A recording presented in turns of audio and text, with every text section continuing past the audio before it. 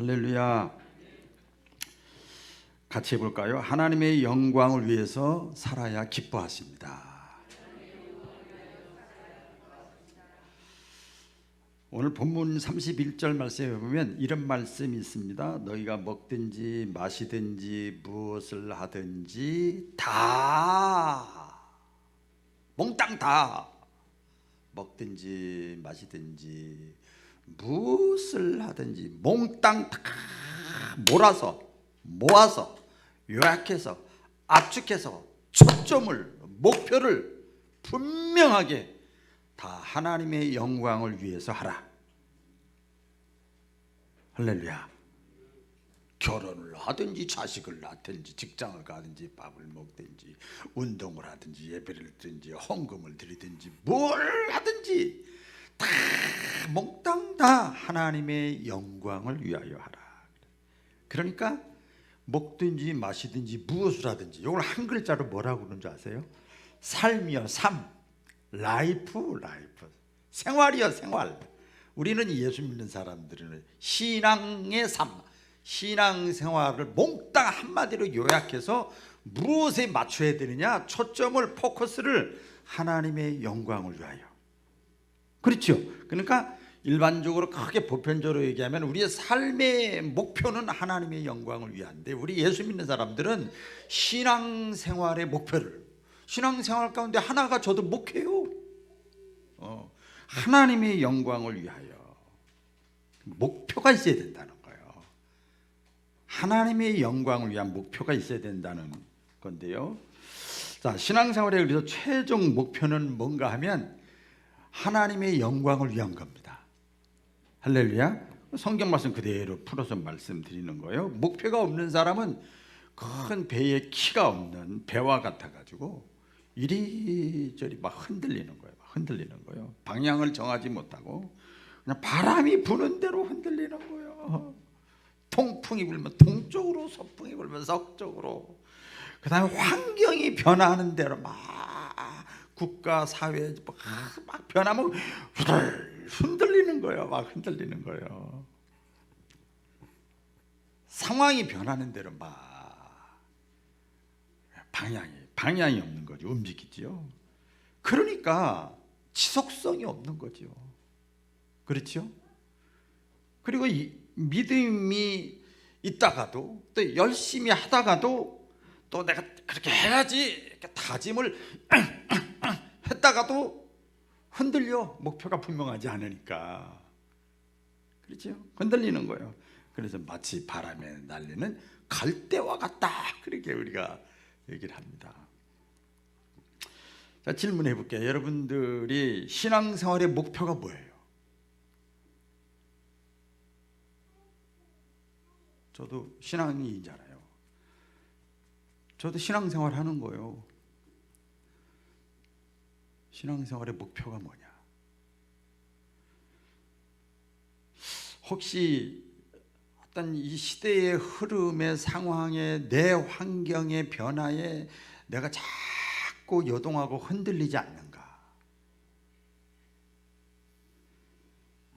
그 사람은요, 목표가 분명하지 않은 사람이에요. 여러분 보세요. 코로나 때문에 수능도 지금 어떻게 되느냐 막 난리가 났잖아. 수능이라는 목표가 딱 있으면요, 야 놀러 가자, 야 오늘 비 와, 오늘 바람 불어, 오늘 날씨 추워, 야 먹고 해, 야 친구가 중요해. 흔들리지 않습니다. 흔들리지 않아요. 요지부동입니다. 목표가, 신앙생활의 목표가 분명하지 않으면 불안한 거예요. 여러분, 자녀들이 딱 장성한 사람으로 서기 전까지는 항상 불안하잖아. 그렇죠? 제가 지난주에도, 이번 주에도 또 이제 가게 되는데, 충청북도 목회자들, 이렇게 작은 교 목회자들 하게 되는데, 처음에 교회가 어느 정도 세워질 때까지는 사랑 목회를 해라. 사람이 없는데 무슨 말씀이 필요하냐? 그때는 제사장같이, 어머니같이 해라. 그게 어느 정도 되면 그 다음에 선지자 목회, 선생같이, 스승같이 말씀 목회를 해라. 사랑 가지고는 오래 못 간다. 그 다음에 혼자 달라고 하지 말고 맡겨서 해라. 부족해도 시스템 먹게로 해라. 이렇게 제가 이렇게 제 나름대로 경험을 가지고 하는데요. 이 처음에 이게 신앙이 딱 세워지죠. 대부분 개척하고 미자립 교회들이 많아요. 90% 이상이 다 그렇죠.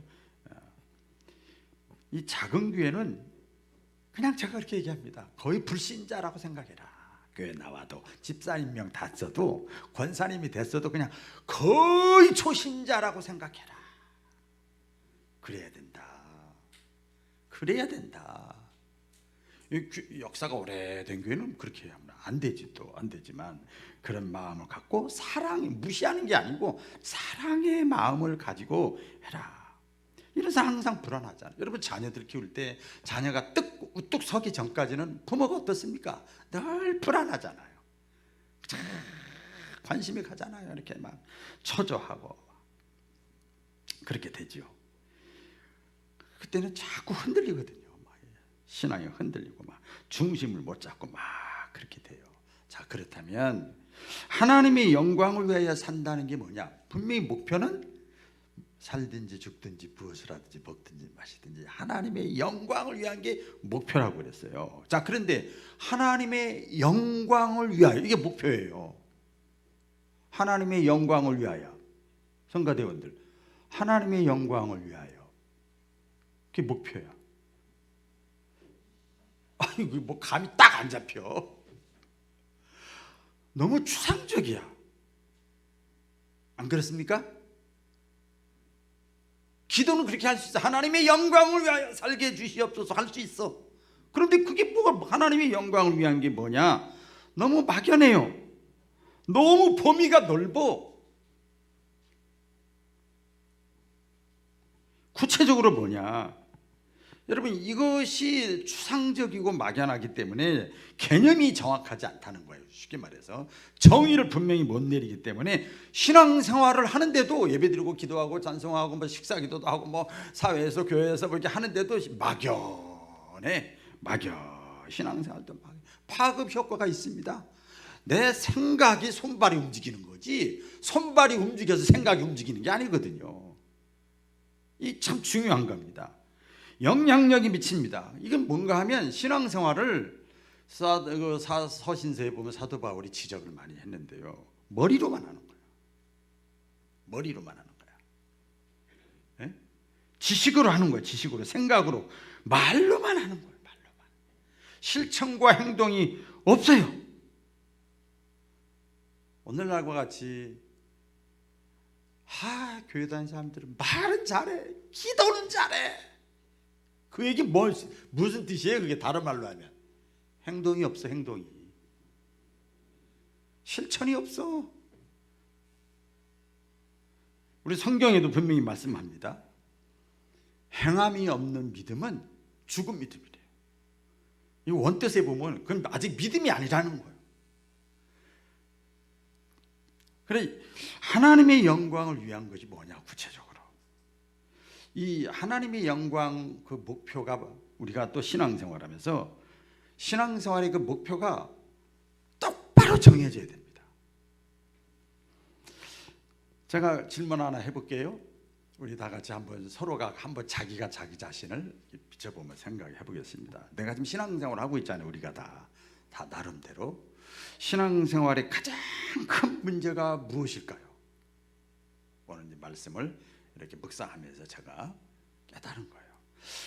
신앙생활을 내가 나름대로 하는데 가장 큰 문제가 뭐냐? 하나님이 보실 때, 저 같은 목회자로서 저 자신도 보지만 성도들을 볼 때, 한국 신자들의 신앙생활을 볼 때 신앙생활의 가장 큰 문제가 뭐냐? 코로나? 이게 문제라고요? 아니에요. 가난, 질병, 관계, 이거는 부차적인 거예요. 진짜 신앙생활의 가장 큰 문제가 뭔가 하면 자기가 원하는 답을 딱 정해놓고 사는 거예요. 거기에 끄떡하는 분이 많이 계시네. 성경에서 뭐라 그러든 하나님이 뭐라 그러든 하나님의 말씀을 통해서 성경에서 또 제단에서 말씀이 뭐라고 나가든 나는 내 스타일대로, 제가 스타일이라는 말을 많이 씁니다. 내가 답을 정해놓고 신앙생활하는 거예요. 이거는 문제이기도 하지만 아주 위험합니다.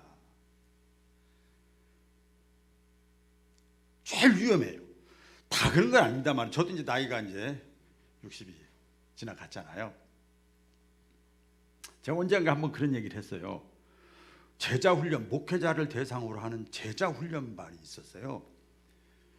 돌아가신 오카는 목사님, 사랑의 교회에서 하는 건데, 근데 제가 한번 몇 년 전에 여기라도 한번 다시 한번 내가 새로운 마음을 해봐야지. 그리고 딱 접수를 하려고 이렇게 보니까 대상이 안 돼. 기억하고 계시네. 55세 이상은 안 된대. 목사님이라도. 왜 안 되는가 이렇게 저렇게 다 알아보니까 자기가 딱 정해놓은 게 있대. 뭘 들어도 그 참고로 듣지 그 적용을 안 시킨다는 거예요. 마음을 다지고 해도 55세 이상은 안 된대. 그래서 아까 이걸 이야 이렇게 됐구나 하는 생각도 제가 가진 적이 있습니다. 우리 수요일날 제가 그 오랫동안 했던 것이 생명나무 학교라는 성경 공부인데요. 거기 보면 선악과를 선택하는 거예요. 아담과 하와가 자기 나름대로 옳고 그름을 자기가 딱 선택하는 거예요. 이건 아니에요. 이건 아니에요. 여러분 자녀들 키울 때 옳고 그름을 따지고 합니까? 저 얼마 전에 제 손주를 안아봤어요. 이렇게 안아봤어요.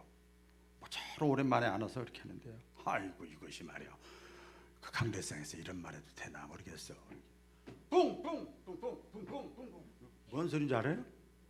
뭘 하더라고. 방구를 막 끼더라고. 자식이 말이야. 어른 앞에서 말이야. 이게 예의도 없이 말이야. 이렇게 절대 저 그런 소리야. 호호호호호 좋아하는 거예요. 선악의 잣대를 가지고 대하지 않아요. 근데 우리가 신앙생활을 하면서 딱 자기 나름대로. 근데 요새는 시대가 사춘기가 빨라서 그런지 30살 이상만 돼도 자기 나름대로 딱 주관이 있어가지고 안 변해. 참 안타까운 일이죠. 자기가 기준이고 자기 생각이 진리고 자기가 주인이에요. 구약 시대에 우리가 잘 알죠? 왕이 등장하기 전에 사사 시대가 있었습니다. 잘 드러나 있어요. 성경에 잘 드러나 있어요. 사사 시대에는요, 이 상황이 극명하게 드러납니다. 사사 시대 이스라엘 백성들이 쭉 뭐라고 기록한지 아세요? 뭐 이런 말씀이 나가고 선지자를 통해서 사사를 통해서 아무리 말씀이 나가도 사람들이 다 들어 이렇게 다 듣고 하고 그다음에 교회 밖에 나가는 거 오늘날로 말하면 그리고 사람들이 각자가 자기 소견에 옳은 대로 행하니라 꼭 이렇게 써 있어. 그러니까 사회가 복잡해지고 혼란해지고 국가도 어지러워지고 가정도 어지러워지고 이렇게 됐잖아요. 아시죠? 신약에도 보면 예수님의 제자들이죠. 예수님의 제자들이 예수님을 따릅니다. 예수님을 그 믿는 목적이 전부 뭐였는가 하면 우리가 잘 알죠.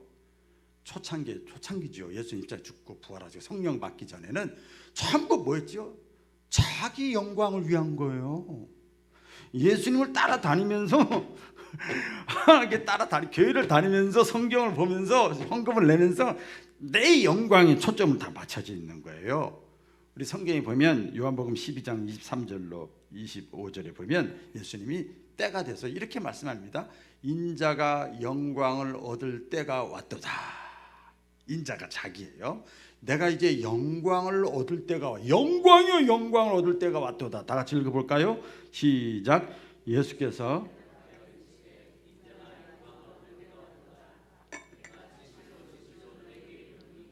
한 알의 밀이 땅에 떨어져 죽지 아니하면 한 알 그대로 있고 죽으면 많은 열매를 맺느니라. 자기의 영광 생명을 사랑하는 자는 잃어버릴 것이요 이 세상에서 자기의 생명을 미워하는 자는 영생하도록 보존하리라. 이렇게 예수님 말씀하시면서 여기 보니까 인자가 영광을 얻을 때 받을 때가 왔도다. 그러니까 제자들이 항상 생각이 자기 중심이었거든요. 우리들이 보면 이게 보면은요, 우리 교회도 몇 사람 있지만 보통 다 그렇더라고. 자기가 예를 들어서 뭐 이발사는 사람 뭐만 보여요? 머리만 보여. 미용사들은 머리만 보여. 그냥 머리 깎아야 되겠네, 이랬네 저랬네. 보험하시는 분은 또 보험이 거기만 보이는 거예요. 초점이 거기에 맞춰져 있는 거예요. 그러니까 예수님의 제자들은 자기의 영광을 위해서 다 생각을 하고 있다가 예수님이 내가 영광을 얻을 때가 왔도다 그랬어요. 그러니까 예수님이 능력 있고 야 말하는 게 대범하고 죽은 자도 살리고 병든 자도 고치고 야 앞으로 큰 우리나라의 왕이 되겠다 이렇게 딱 생각을 한 거예요. 그러니까 예수님이 적당한 때 내가 영광을 얻을 때가 왔도다 그랬더니 이 예수님의 제자들이 자기의 입장에서 받아들인 거예요. 해석한 거예요. 이스라엘의 왕이 된대. 언제 예수님이 그랬어? 한 달이 거치면 이상한 말이 나온다니까 항상. 자기 생각이 딱 대입시키면 그게 나오는 거잖아요. 답이 이스라엘의 왕이 될 것이다. 영광에 대한 오해가 생겼습니다. 자, 우리 한번 마가복음 또 볼까요? 시작. 세베대의 아들 야고보와 요한이 주께 나와 여짜오되 선생님이여 무엇이든지 우리가 구하는 바를 우리에게 구하여 주시기를 원하옵나이다. 이르시되 너희에게 무엇을 하여 주기를 원하느냐 여짜오되 주의 영광 중에서 우리를 하나는 주의 우편에 하나는 좌편에 앉게 하여 주옵소서. 예수께서 이르시되 구하는 것을 알지 못하는도다. 내가 마시는 잔을 너희가 마실 수 있으며 내가 받는 세례를 너희가 받을 수 있느냐. 그들이 말하되 할 수 없나이다. 예수께서 이르시되 너희는 내가 마시는 잔을 마시며 내가 받는 세례를 받으려니와 내 좌우편에 앉는 것은 내가 줄 것이 아니라 누구를 준비되었든지 그들이 얻을 것이니라. 열 제자가 듣고 야고보와 요한에 대하여 화를 내거늘 예수님이 내 인자가 영광을 얻을 때가 왔도다 그랬더니 그 소리 듣자마자 제자들 사이에서 권력 쟁탈전이 헤게모니 싸움이 시작된 거예요. 네가 내가 너보다 더 높아. 내가 너보다 더 오래 믿었어. 이런 거지, 이런 거예요. 쟁탈전이 벌어집니다. 그래서 예수님의 제자 중에서 특별히 3 제자가 있잖아요. 베드로, 야고보, 요한인데 야고보와 요한이 딱 드러나서 얘기하는 겁니다. 주님이 영광을 받으실 때 이 친구는 우편에 나는 좌편에 같이 우편에 좌편에 딱 있게 하옵소서 그랬어요. 그 얘기를 나머지 10제자들이 들었다고 그랬어요. 41절에 보면 듣고 그래 저 사람들은 충성을 많이 했으니까 우리는 그냥 적당히 믿을 때 저 사람들은 헌신했던 사람이잖아. 그러니까 당연히 우편에 좌편에 앉아야지 그 생각을 한 게 아니에요. 같이 화를 냈어. 그러니까 이 나머지 10 제자들도 전부가 다 뭐예요? 잘못 믿고 있는 거예요. 잘못 믿고 있는 거예요. 전부 화를 냈어요. 신앙생활의 초점이 잘못된 거예요. 우리 잘 알죠? 인자가 영광을 받을 때가 왔도다. 그 얘기는 십자가에 내가 이제 죽는다 그 뜻이거든요. 그래서 쭉 죽음에 대해서 예수님이 말씀을 하잖아요. 그러니까 나중에 보니까 예수님이 이 사건 이후에 고난 받으시고 모욕을 당하고 수치를 당하고 십자가에 죽으실 때 어떻게 했어요? 제자들이 다 떠났잖아요. 무서워 다 떠났어. 코로나가 무서워. 다 떠났어. 나중에는 저주하고 부인까지하고 엠마오로 가는 제자들은요. 엠마오가 자기 옛날에 살던 곳이요. 그러니까 불신자의 삶으로 다시 돌아가는 거야. 그 말이에요. 이게 다 잘못 믿으니까. 지금도 마찬가지입니다. 성경은 하나고 하나님은 한 분이신데 신자들의 우리 신앙생활 우리들의 삶의 모습이 다 각각이야. 참 신기하고 놀라운 일이야. 그죠? 똑같은 교회, 똑같은 목사, 똑같은 성경 말씀 똑같이 전하는데 따로따로 제가 따로 가르치지 않거든요. 다 달라요. 어떤 사람은 신앙생활 중에 나름대로 하나님이 기뻐하시는 일, 주님을 막 열심히 따르다가 고난이 있고 어려움이 있고 내 생각과 다르면 제일 먼저 이스라엘 백성들처럼 그냥 습관적으로 튀어나오는 게 원망과 불평이요. 원망과 불평이 튀어나와요.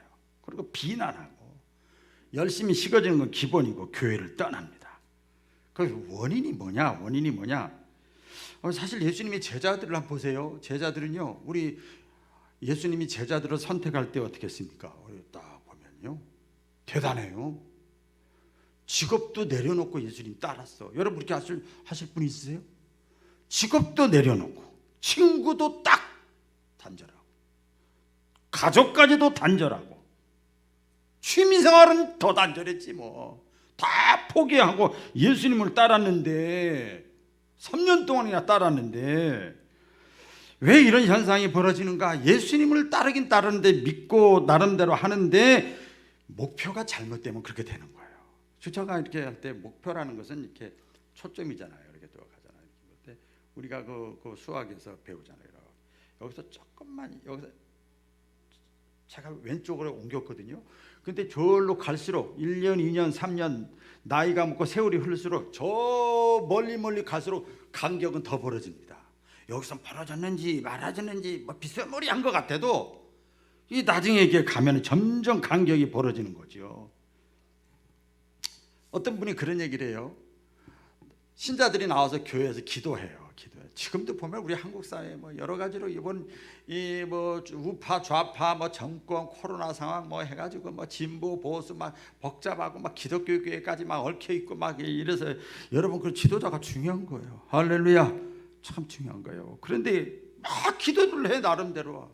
근데 그 기도를 하나님이 기도를 들으시는 분이라고 그래서 기도를 다 응답해주면 이 지구촌은요 복잡해집니다. 혼돈의 시대가 와.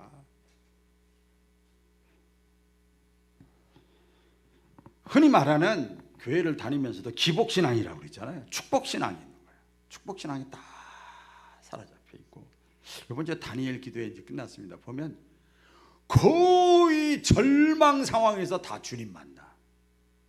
할렐루야. 그리고 완전히 만나고 내가 변하니까 복의 근원된 하나님이 살을 붙여주고 뼈를 붙여주고 사람을 붙여주고 문제가 풀려지게 해주더라고요. 전부 간증이었어요. 한 명만 빼고는 다 간증이었어요.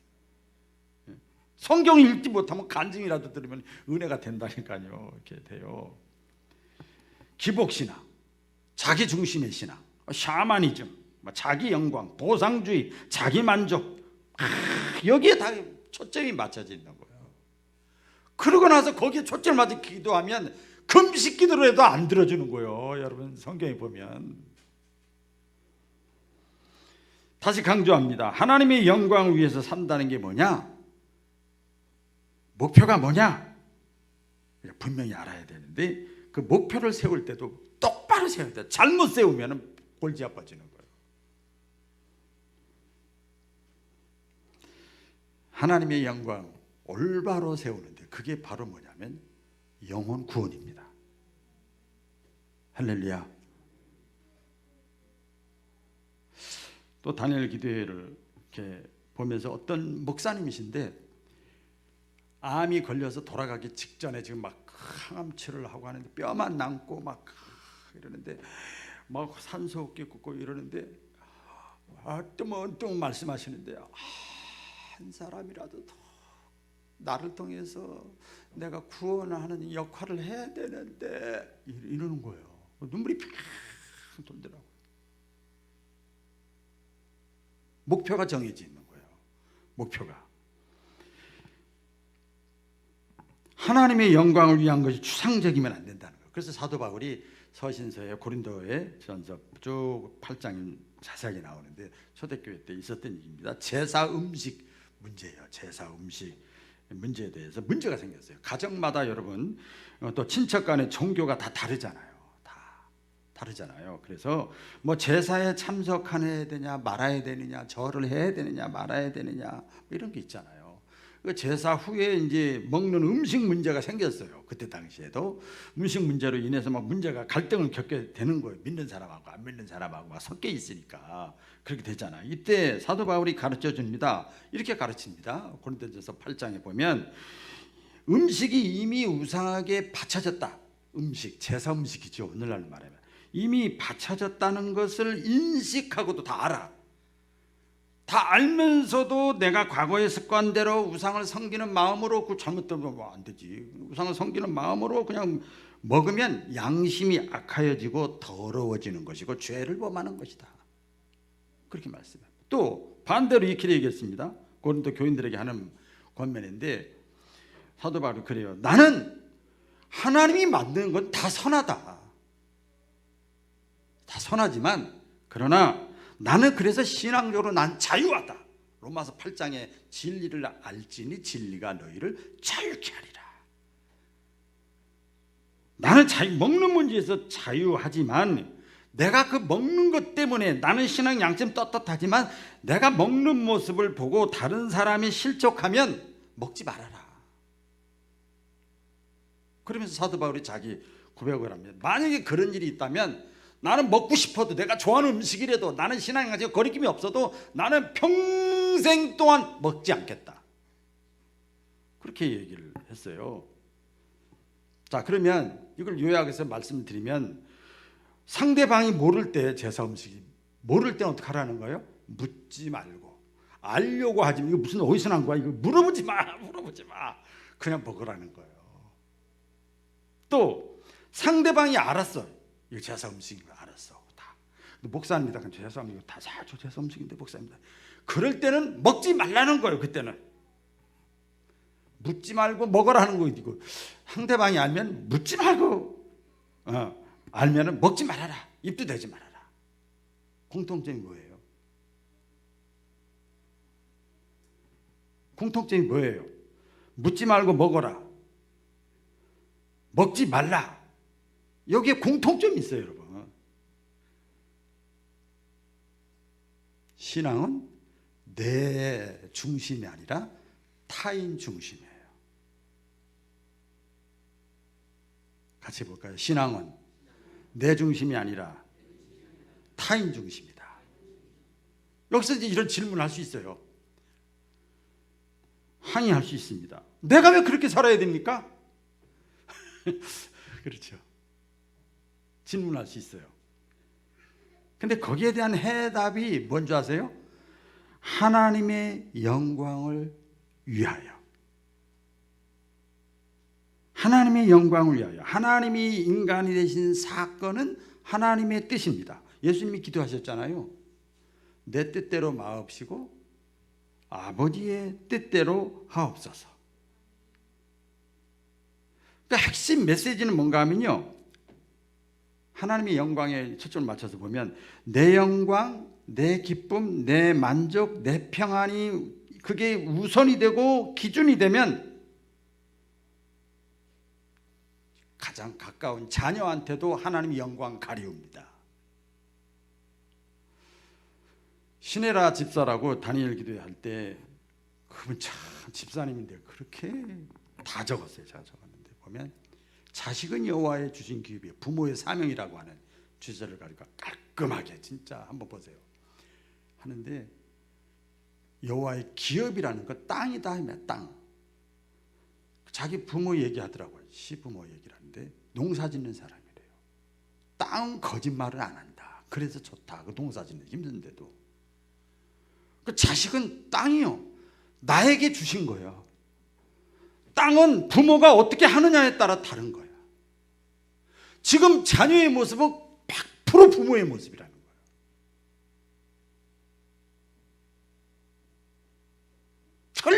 틀림없죠. 내가 왜 그렇게 살아야 됩니까? 하나님이 그렇게 하셨어요. 할렐루야. 타인에게 유익을 끼치고 덕을 끼치면서 살아야 될 이유가 뭡니까? 성경에 보면은요, 성경에 보면 나오지요. 성육신이에요. 성육신. 말씀이 육신이 돼요. 하나님이 인간이 돼요. 하나님이 고고하게 있어도 되는데 낮고 낮은 자리까지 내려오셨어요. 이타주의야, 이타주의. 하나님 중심주의가 아니라 사람 중심이야. 사람 중심주의가 된 거예요. 예수님이 인간이 되신 이유, 죄인이 되신 이유, 십자가를 지신 이유, 죽으신 이유가 뭐냐? 그 하나님의 영광을 위한 거예요. 그러니까 하나님의 영광이 뭐냐? 이따가도 성경에 나오겠습니다만은 요한복음 3장 16절이에요. 하나님이 세상을 이처럼 사랑하사 독생자를 주셨으니 누구든지 저를 믿는 자마다 멸망치 않고 영생을 얻게 하려 하십니다. 하나님이 인간이 되셔서 자기 아들을 보내주신 이유는 하나예요. 그게 하나님 뜻인데, 그게 하나님이 기뻐 받으시는 영광의 일인데 영생을 얻게 하려고. 할렐루야. 영생을 얻게 하려고. 이게 최고의 열매입니다. 최고의 열매예요. 여러분, 성경에 하나님이 가장 기뻐하시는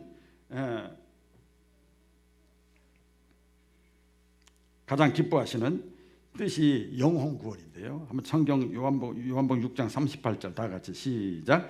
내가 하늘에서 내려온 것은 내 뜻을 행하려 함이 아니요 나를 보내신 이의 뜻을 행하려 함이니라. 나를 보내신 이의 뜻은 내게 주신 자 중에 내가 하나도 잃어버리지 아니하고 마지막 날에 다시 살리는 이것이니라.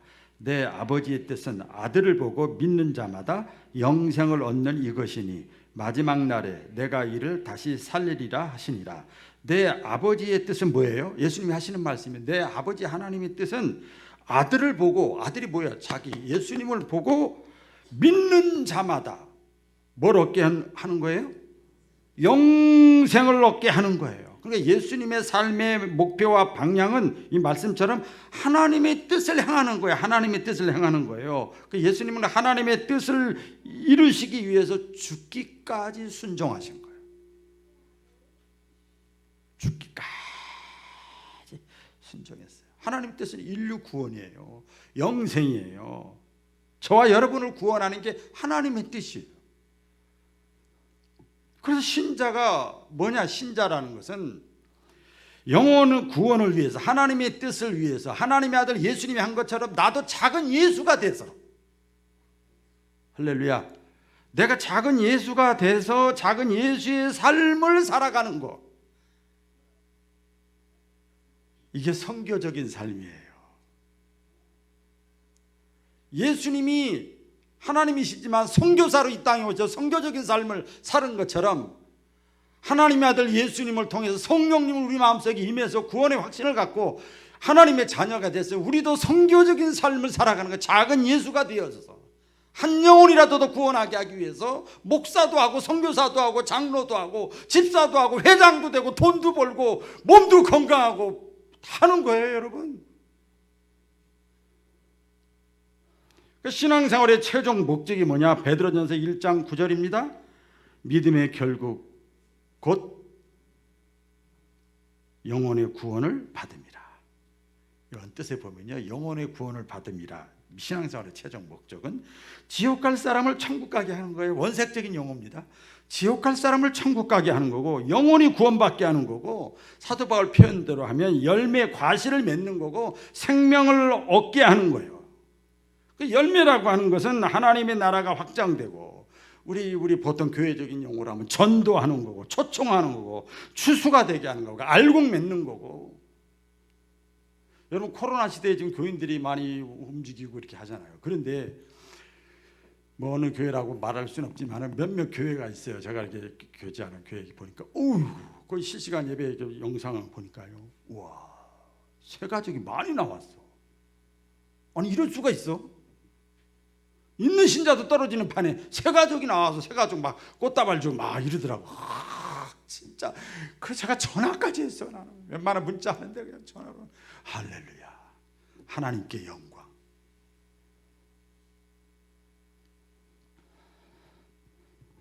오늘 본문 말씀에 여러분 보면은요, 나오지요? 32절 33절 다 같이 시작. 유대인에게나 헬라인에게나 하나님의 교회나 거치는 자가 되지 말고 나와 같이 모든 일에 모든 사람을 기쁘게 하여 자신의 유익을 구하지 아니하고 많은 사람의 유익을 구하여 그들로 많은 사람의 유익을 구해서 초점을 맞춰서 결국 어떻게 하라는 거예요? 그들로 구원을 받게 하라는 거예요. 여기 보면 유대인에게나 헬라인에게나 하나님의 교회에나 이게 뭔 뜻이에요? 점점 확장되는 거예요. 유대인은 같은 믿는 사람에게나 같은 구역 기관이나, 헬라인은 불신자들 안 믿는 사람 동네 사람 친척 가운데, 하나님의 교회는 공동체 안에서 거치는 자가 되지 말고 그들에게 덕을 끼치고 유익을 끼쳐서 될 수만 있으면 한 사람이라도 또 구원을 얻게 하라. 이게 하나님의 영광을 위한 것이에요. 하나님의 영광을 위한다는 건 구원받게 하는 거예요. 열매를 맺는 거예요. 하나님은 이것을 위해서 예수님을 보내셨고 십자가에 죽게 만드셨고 3일 만에 부활시키셨고 그 다음에 시간과 공간을 초월해서 모든 사람들에게 동시에 함께하기 위해서 성령님을 보내주신 거예요.